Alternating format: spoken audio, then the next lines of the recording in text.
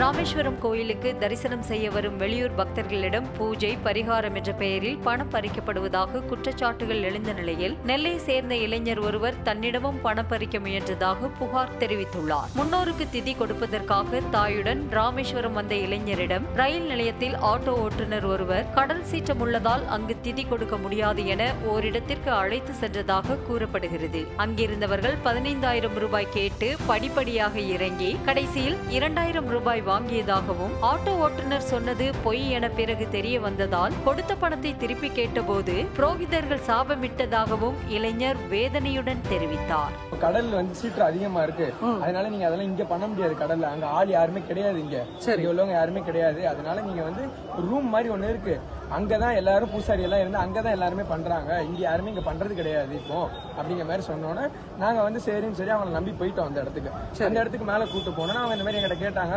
என்னெல்லாம் பண்ணணும் அப்படிங்கிற மாதிரி சொல்லும் போது நாங்க இந்த மாதிரி திதி கொடுக்கணும் அப்படின்னு சொல்லும் போது அவங்க ஃபர்ஸ்ட் 15,000 ஆகும் அப்படிங்கிறது. இல்லைங்க நாங்க வசதி அந்த அளவுக்கு எனக்கு வசதி கிடையாது அப்படின்னு சொல்லும் போது சரி அப்ப 5,000 ரூபாய்க்கு பண்ணிக்கிறோம் அப்படின்னு. இல்லைங்க அந்த அளவுக்கு வசதி கிடையாது, நாங்க கம்மியான அமௌண்ட் தான் முதல்ல பண்ணோம். சரி இப்போ நீங்க இவ்வளவு சொல்றீங்க இதெல்லாம் பண்ண முடியாது அப்படின்னா சரி அப்ப 2,000 ரூபாய்க்கு பண்ணிக்கலாம் அப்படிங்கிற மாதிரி சொன்னா 2,000 ரூபாய் நாங்க கொடுத்துட்டு வந்துட்டோம்.